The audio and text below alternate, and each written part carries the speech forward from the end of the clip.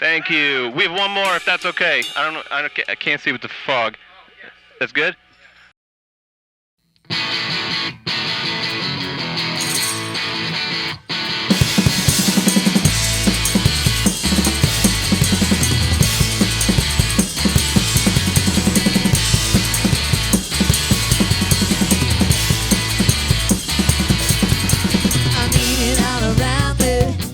Tighter than the last time.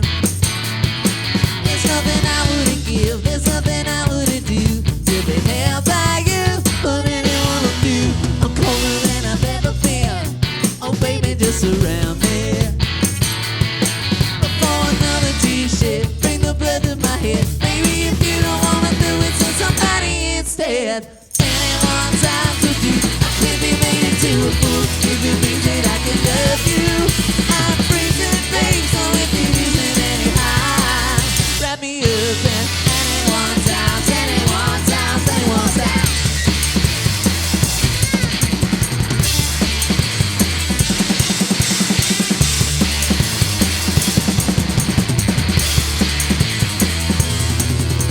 Almost every night, bird, I'm frozen to the bone here. Tell me what time you get off. Do you got time for a stop? Baby, come on and warm me up. But if you'd rather not, oh, who you got a friend, babe, that isn't busy for the winter. No, I don't need a romance. I know I don't got a chance. So if you can't come, baby, do your friends have plans? Anyone's out to do. I can't be made into a fool. If it means that I can love you, I'm freezing, babe. So if it isn't any high, wrap me up in anyone's house, anyone's house, anyone's house. You wrap me up in anyone's house, anyone's house, anyone's house.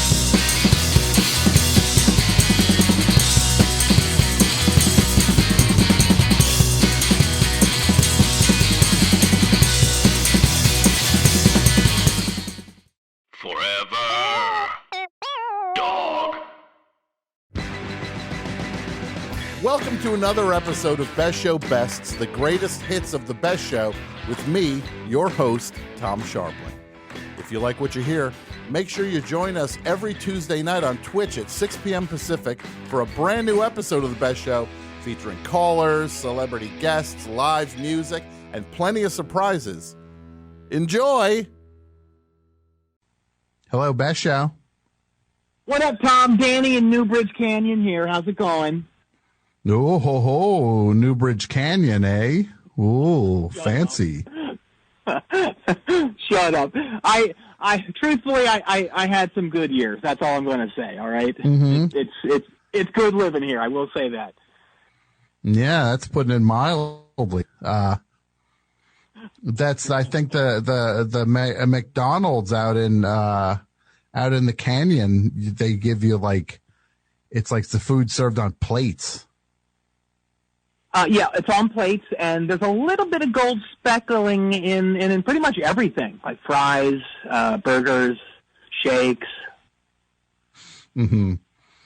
Yeah, it's very fancy out there. Well, congratulations to you, Danny. Well, thank you. I'm not calling to sort of brag about my wealth. I'm calling to add something to the topic. I've got a crab apple for you. Okay. Who should be on the list? Well, a little bit of backstory on this, if you don't mind, okay? No, please. All right. So in the early 80s, I was in this talent show at Newbridge Community College, and I had this act that I was really proud of. And basically, it was a duet I performed with myself. And it was a duet of the song "You're the One That I Want" from the hit film Grease, of course. And sure. I did that super cool, never regrettable thing where you dress up one side of your body as a man and the other side as a woman, kind of like a Glenn or Glenda sort of thing. Sure. And when you turn one way and you turn the other way, you change personas. Exactly.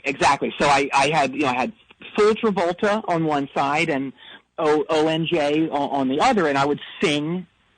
I would turn to face the crowd as whatever person was singing that verse. And I did this thing at a bunch of small gatherings with friends, and it always killed. All right? Okay. But when it came time to do it at the talent show, in front of there must have been 1,000 people at this thing, I just couldn't find either of the voices. I had nothing.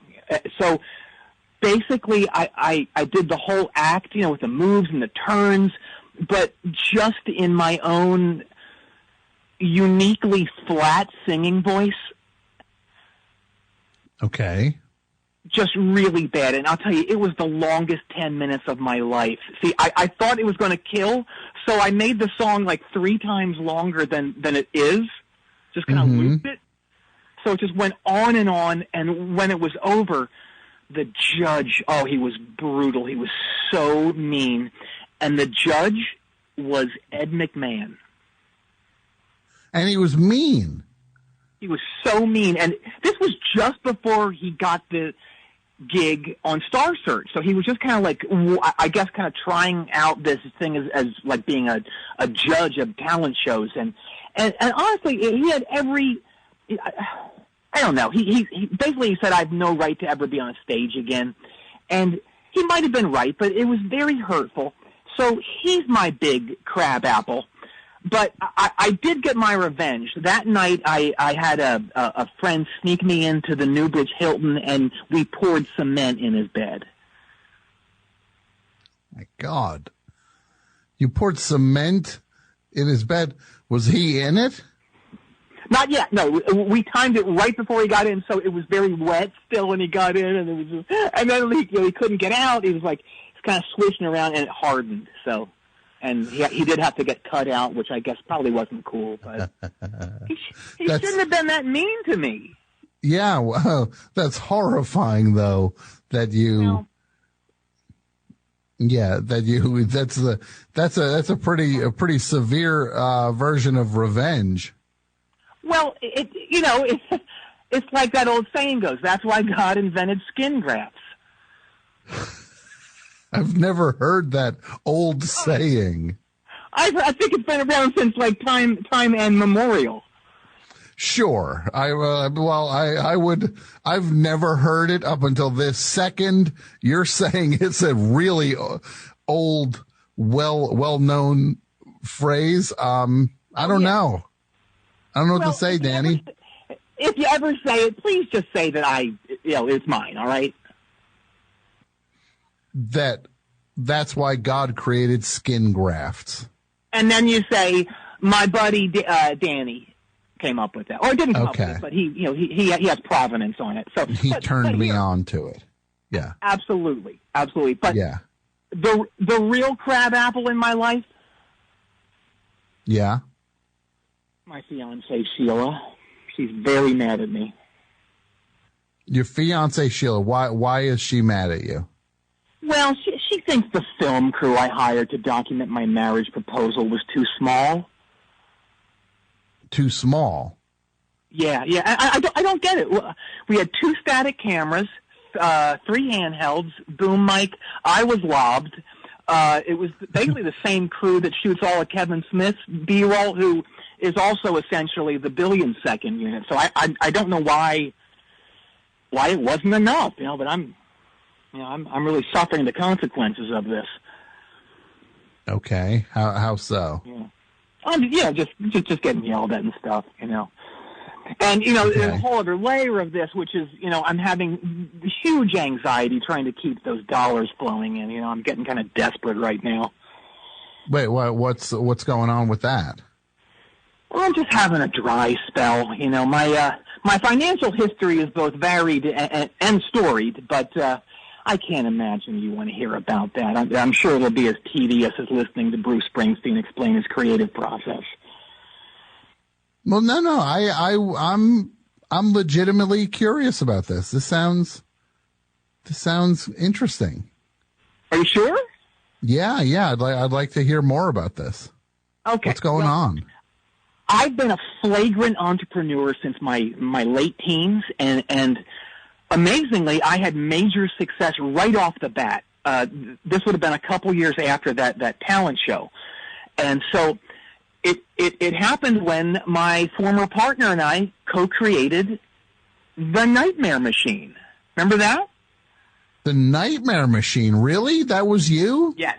Yep. That was us, yeah. Oh, my God. Well, that is wild. I mean, I would assume everybody knows what a Nightmare Machine is, but I guess if you maybe somebody really young, they're not as prevalent now, I guess, right? But it was more of a thing when I was a teenager. This thing was wild. There was a little device that you kind of put alongside your bed when you're going to sleep, and it made these sounds that I guess are best. How would you describe them? Like horror sounds? Horror, what they, yeah, just like monster sounds. There's a sound of an exsanguination, that sort of stuff. Yeah, pretty much just anything that would scare a kid or an adult, pretty much. Yeah, and they were pretty amazing because you'd turn on your Nightmare Machine, go to sleep. The stuff would totally permeate your subconscious, and you'd go to school the next day and kind of talk about what bad dreams you had with your classmates. It was pretty wild because you'd be like, I had a dream that Mr. Albertson, the math teacher, was chasing me around with a hacksaw. And because there could be like, I had a dream that a mummy, I was fighting a mummy, because the sounds would really help shape and kind of inform your dreams.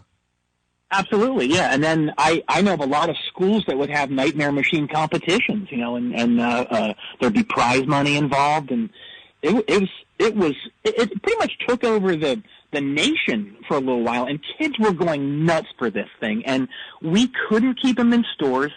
There was even a Nightmare Machine cartoon. I don't know if you recall that, but I'm trying to think. The main voices were, Ruth Buzzy, Sinbad, and Blue Oyster Cult bassist Joe Bouchard. That's right, yeah. That's a pretty esteemed cast. It was, yeah. So it was very exciting. But then, my partner Rex and I had this big falling out. I accused him of ripping me off, and truthfully, he hadn't ripped me off. But I was pretty paranoid because of my flagrant cocaine issues. I was literally showering in it. Wait, you were doing what? I was showering in cocaine. Basically, I had a tank set up in my bathroom that would feed coke into the shower nozzle, and so I would bathe in coke, which is one thing, but I took it a step further where I would use the coke to flush my toilet also, which I admit is probably the biggest waste of money in the history of drug use. That you would use the water, your toilet water was like Coke infused. Yeah, so I never touched that Coke. Like, I never got any perks from that Coke. It just was the water that flushed my toilet. Just toilet Coke. Toilet Coke. Now I'm writing that down because that is it could be an invention, it could be a song title, it could be a wrestling move. I'm just writing that down. Okay. Perfect. Thank you for that. So, anyway, Rex and I go our separate ways, and he scored big with several wrestling-related ventures, and I lost my shirt on my first solo venture. Okay. What was that? Jangletown Ranch. What's that? Jangletown Ranch. Jangletown Ranch. What is that? Well, Jangletown Ranch was America's first and only ever, as far as I know, Old West and Power Pop amusement park. Why? Jangletown Ranch. I don't know how those two things would fit together at all. Right. Well, here's the dish on that. Basically, what you could do there at this thing was you could ride horses or watch an old-fashioned shootout. while the music of the Plimsolls, the Records, the Pez Band, and Shoes blasted at high volume over high-powered speakers. And Tom, you're not going to believe this, but I flagrantly overestimated the demand for a venture like this. Well, I would say that I don't know how you could overestimate demand for that at all. I don't know that there would be any. Oh, yeah, right. Well, no, I think you're right. And I can only blame myself for falling under the sway of a very charismatic man who went by the name of Power Pop Pop Pop. Oh, my God. Power Pop Pop Pop. Well, you've heard of it? Oh, I've heard of them. Yeah. Oh, my God. Yeah, no, that's a caller called in so many years ago about he had a whole run-in with him, and it was insane, the awfulness that went down. Oh, yeah. I mean, this guy was like the Charles Manson of melodic guitar rock, and people in Newbridge were calling him Pole Pop at one point. He was so terrible. And basically, he convinced me to tweak my already in the works Old West amusement park and add this new musical element. And honestly, I'd never even heard of Power Pop before I met this guy. See, I was into cool, thought-provoking music like The Doors and Frank Zappa. You were to what kind of music? Thought-provoking music. Thought-provoking. And what thought does that music provoke exactly? The Doors and Frank Zappa together, probably superiority over other humans. Mm-hmm. Yeah. Knowing everything. What's that? Just knowing everything and being above everybody else.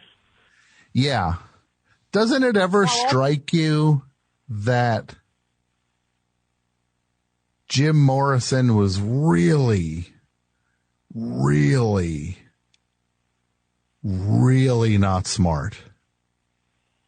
Well, I'll tell you, a pair of leather trousers can make up a huge amount of ground in that department. Yeah. He flex. No, he really had his thing figured out. I tell you, he was like he would have been like a Keith Raniere type. Oh, absolutely. Yeah. Total shaman / horrific abuser of both men and women. Yeah. When the volleyball's over, turn off the lights. We're playing volleyball at 3 a.m. Yeah, exactly. Let me rub your shoulders. The snake is on the volleyball court. Just Father, be just like, Father, I want to serve you. Yeah. Father, I want to serve to you. That would be unbelievable. Jim Morrison playing volleyball like Keith Raniere. So when it came time to name the amusement park, I did some research on Power Pop, and I saw this article in a magazine called Jersey Beat that used the term jangle to describe what I thought was this kind of music, and I thought it had a cool ring to it, so I called it Jangletown Ranch. But see, I didn't realize that there was a difference between Power Pop and Jangle Rock. And it turns out there's a big difference, at least according to Power Pop Pop Pop. And he had this leather-bound book that was basically the rules of Power Pop about hair length, song length, guitar strap length, what songs could and couldn't be about. It was endless. And so he thought bands that jangled couldn't be power pop. Like he thought jangly artists like REM or Let's Active and Tommy Keene were the equivalent of free jazz. Wait. He thought that Let's Active were free jazz. Yeah, he thought they were like out there compared to the bands that he liked, like the Snaz, the Fun, the Yes, the No, the Maybe. Yeah, that all of those were so to his ears, that was like he needed it to be very structured, power pop. Absolutely. Just like straight beats.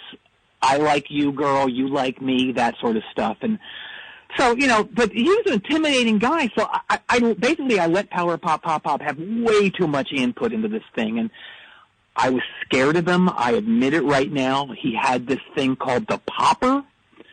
And basically the Popper was a miniature Rickenbacker bass guitar that was also a taser. And he popped you if he was mad at you. And this thing stung. Okay. You really feel the Popper. Oh my God, you felt it.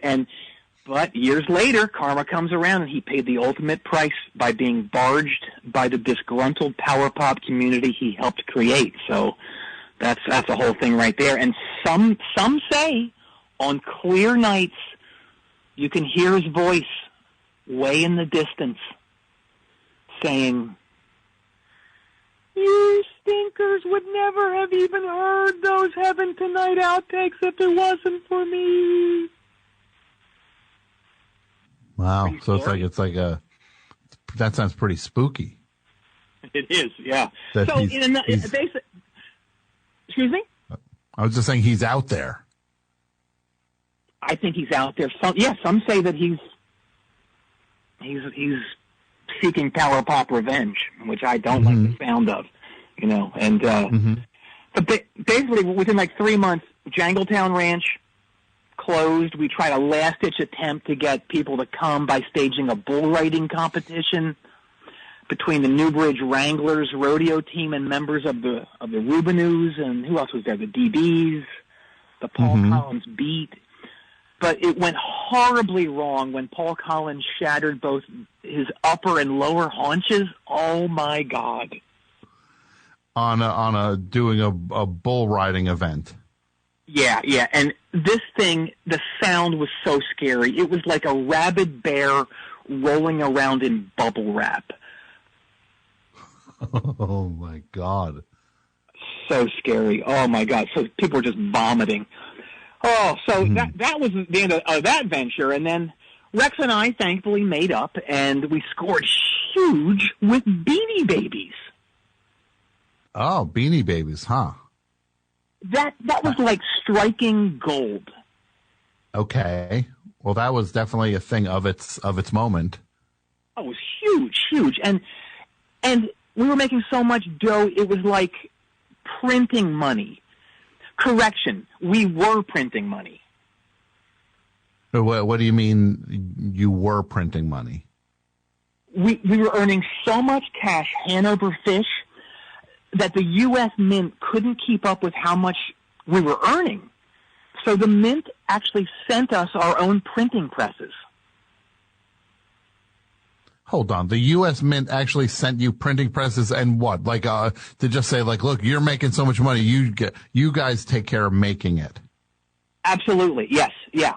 On your honor. And, which in theory sounds great, but you can imagine how deadly that was for a guy who was ensconced in a nonstop ski trip. That's slang for constantly doing coke. Yeah, no, I followed that. That was pretty. Sorry. I don't know how tuned in you are to that scene. Well, no, I pretty much, when you mentioned that you had a toilet that was filled with cocaine-infused water, that for you to mention a ski trip, I figured that's what it was. Okay, well, anyway, I was doing so much Krell, my entire olfactory system shut down. Your what? My olfactory system. Olfactory system, not old factory. No, it's olfactory. It's when your sense of smell is so torn up that you can't tell the difference between a new and an old factory. That is not what it is. That is the... Sure. It is Danny. That's just not what it is. Crack a book on medicine much? It don't sound like you do. Yeah, well, I don't know what to even tell you to crack to get up to speed on that, but it's not old factory. All right, fair enough. That's fine. Fair enough. But all right, well, I went hog wild because I had so much money. I was buying the biggest and the baddest things, and one of my favorite T-shirt sayings is "Big boys play with big toys." And Tom, I had the biggest toys out there. Sure, you really love slogans like that, huh? I do, and I had a live-in jet ski. What's that?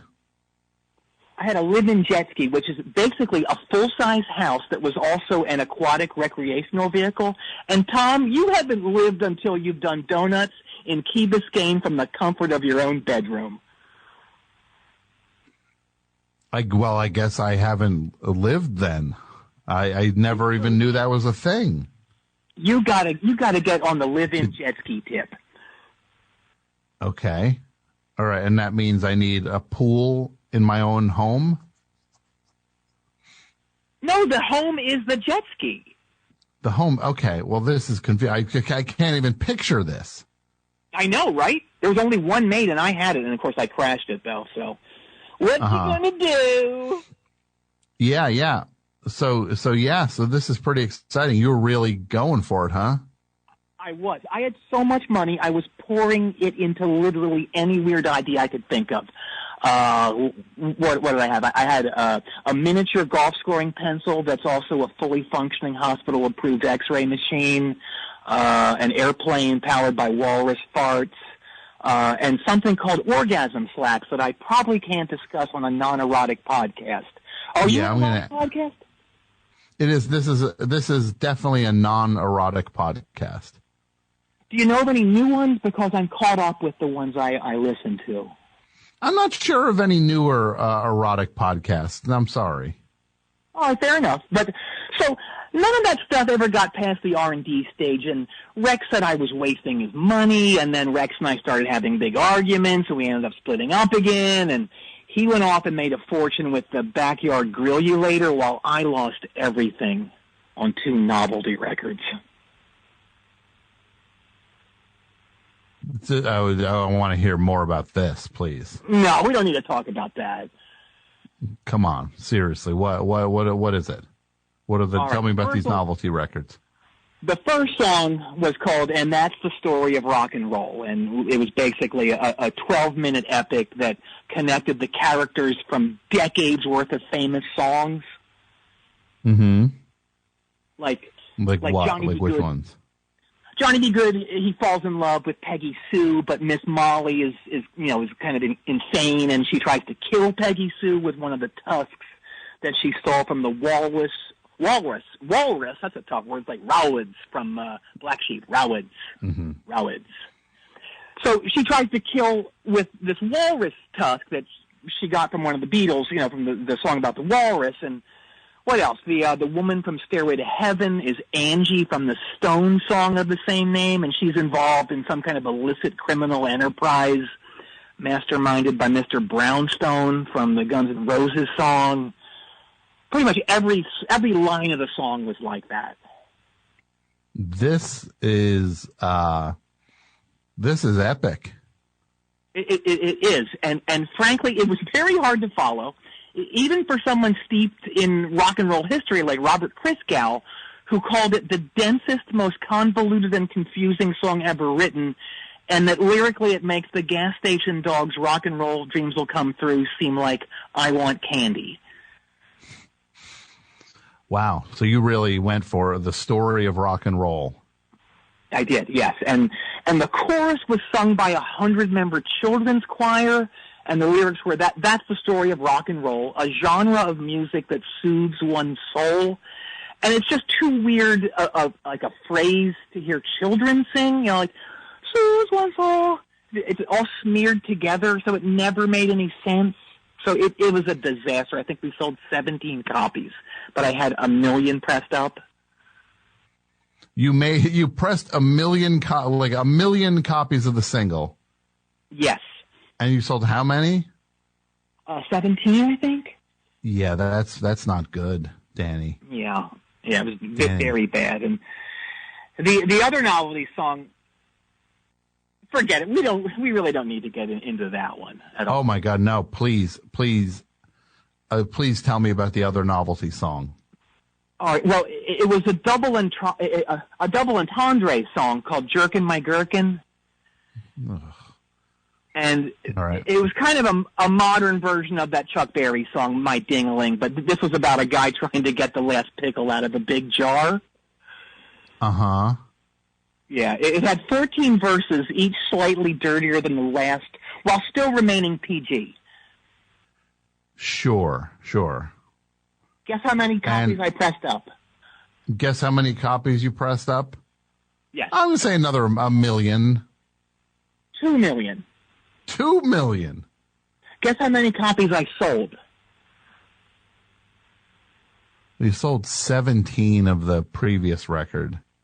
Mm-hmm. I don't know. I'll say this one moved more than this one. Probably moved 10,000 units. No, it sold 16 copies. So one less than "That's the Story of Rock and Roll," your pickle song.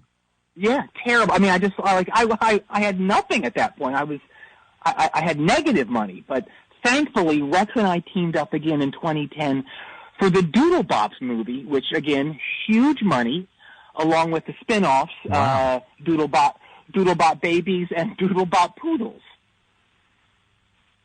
Doodlebop. So you were there for that too, huh? Oh yeah, yep. And and then the money instantly started pouring in, and we were literally doing that thing rubes on TV do when they get rich all of a sudden. Do you know what that is? Thing rubes do. What is it? It's a song they sing. We're in the money?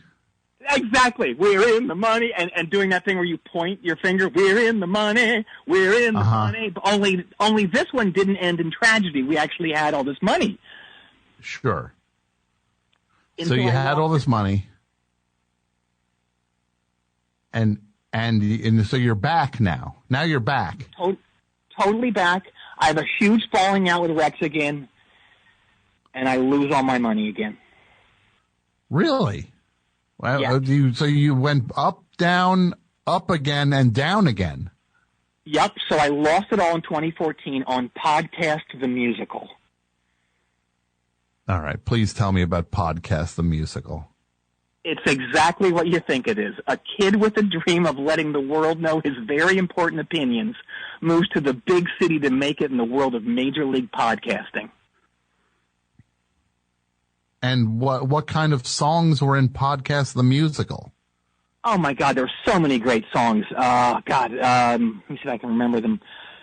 What kind of mic should I buy? Hot takes for days. So many things to say. Fake laughter blues. This needs to be a two-parter. I think my sound effects suck.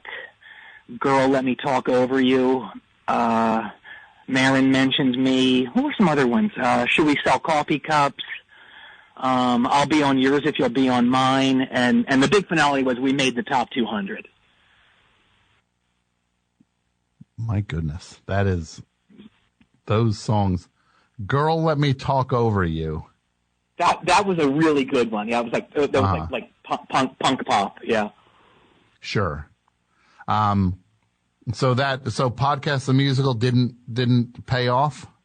No, we opened in Philly, and it just didn't catch on for some reason. And I don't know. I think it might have been too big city for those goons. I think they barely had Wi-Fi at that point. But the worst part was the phantom heckler. A phantom heckler. What is that? Every night there'd be this heckling sound, but we couldn't figure out where it was coming from. This guy must have been hiding in the lighting rig or something, but he had a microphone and a portable PA, but I will never forget that voice. It was just like it came from above like thunder. And this is during the show. During the show, every couple of minutes you'd hear it. And it would go, "Oh, this sucks." Just a guy saying, and you're down there in Philly trying to run this show to get ready for, I'm assuming, Broadway. Absolutely, yeah.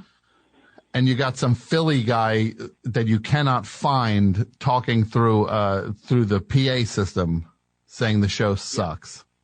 Yep. One of the crew guys did go up there at some point, and he didn't find the guy, but he found like a couple of bottles of what's it called, Yingling beer, and something called peanut chew wrappers. Yeah. I think I might know who that was. Oh, geez. Well, tell him I'm gunning for him.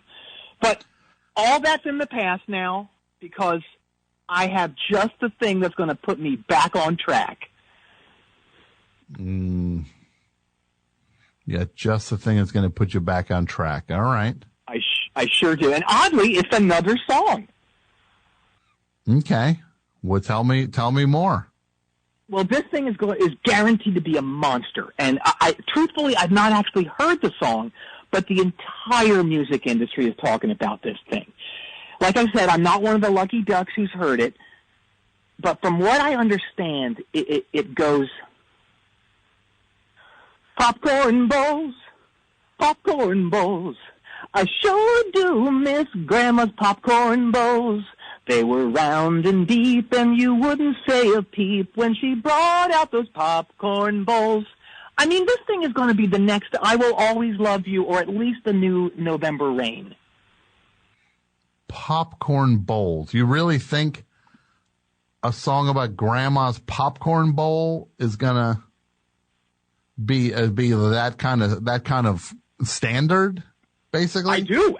Absolutely. And if you have any idea where I can get my hands on that publishing, I'd be forever in your debt.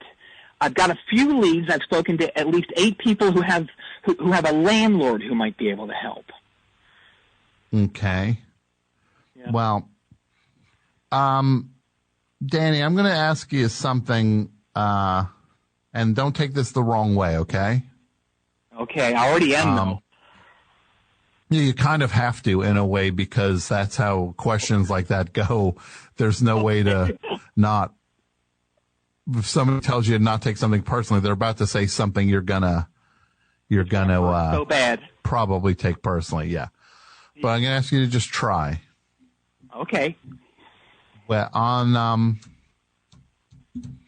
you've done so many ventures, and the ones you've done with your partner, your sometime partner Rex, seem to just go light it up. Right. And then you have these ones you've done by yourself, and they tend to, it seems like they crash and burn.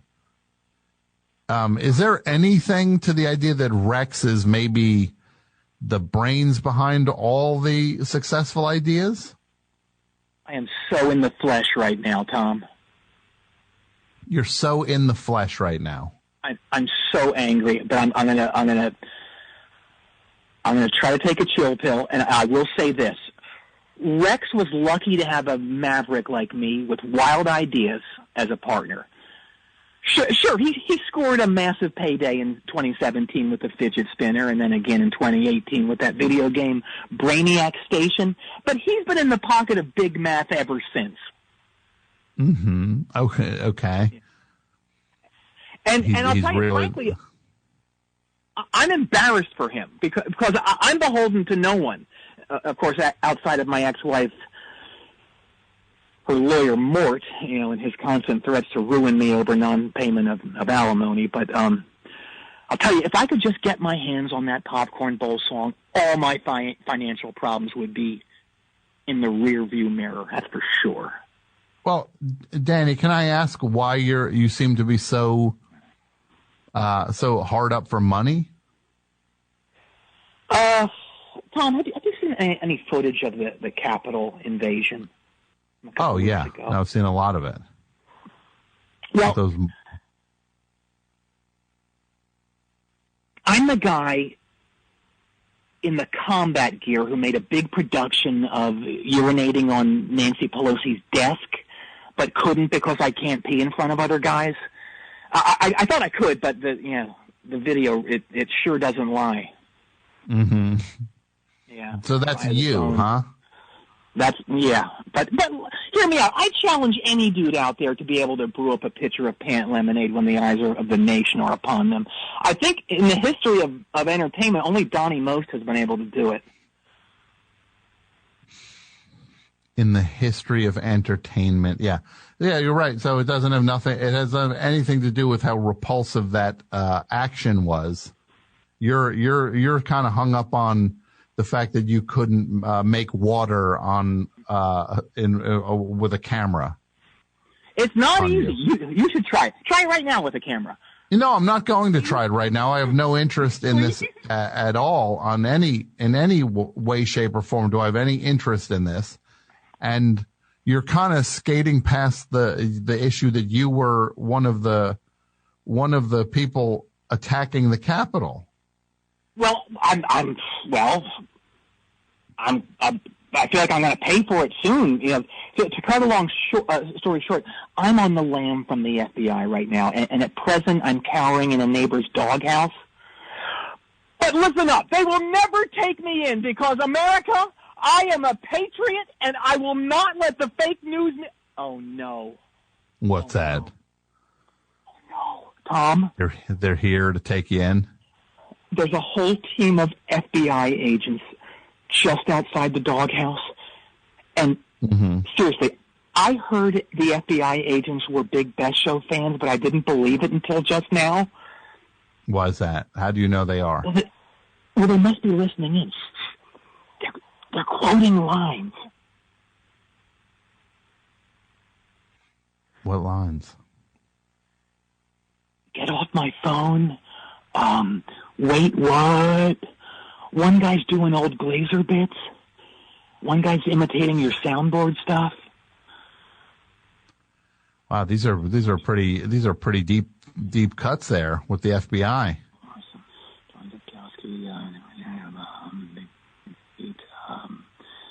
What are you saying? Excuse me? What were you just saying, Danny? Oh, I'm trying to remember all the names of the other people I was at the Capitol with, so I can cut a sweet deal to keep myself out of the hut. Oh, that's a first class way to be, huh? There was Milt Morrison, Sheila Larson, Troy Zepkowski. Your girlfriend. You're turning your own girlfriend in. Well, she's mad at me. She was very mean to me tonight. There was Big Pete, Mark Schwipple, Little Pete, Claude Morplethorpe, Medium Pete, Bobby Dukowski. So Medium Pete was at the thing, huh? He was, yeah. Wait, are you trying to make me feel bad about giving up names? Yes, absolutely. I think I feel like you're a traitor to go to that thing, and you're ratting out your own friends for your safety and for your freedom. Well, put yourself in my shoes. I can't go to jail. If I can't pee in front of other guys, I certainly won't be able to do the other stuff. Okay, well, maybe you should have thought of this before you did what you did, huh? Well, I know, but look, it looks like the end is kind of nigh for me. So there's only one thing I can really say or do, and that's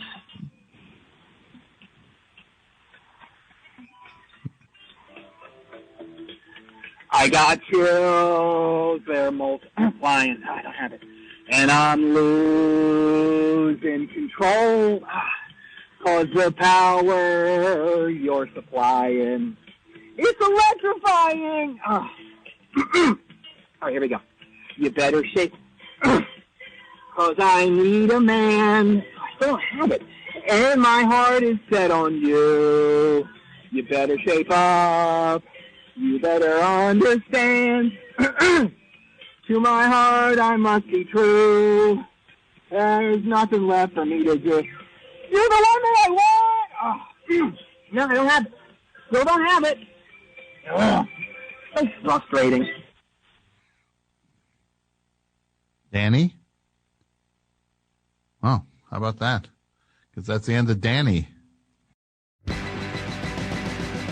The Best Show is produced in partnership with the Forever Dog Podcast Network.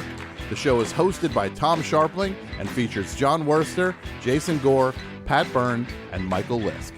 The show is produced and written by Jason Gore, Pat Byrne, Michael Lisk, John Wurster, and Tom Scharpling. The Best Show is executive produced by Tom Scharpling, Brett Boehm, Joe Cilio, and Alex Ramsey.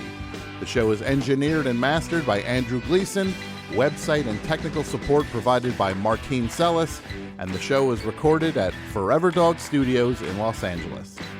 Support The Best Show on Patreon over at patreon.com/TheBestShow and follow us on YouTube, Twitter, and Instagram over at Best Show 4 Life. That's Best Show number 4 Life.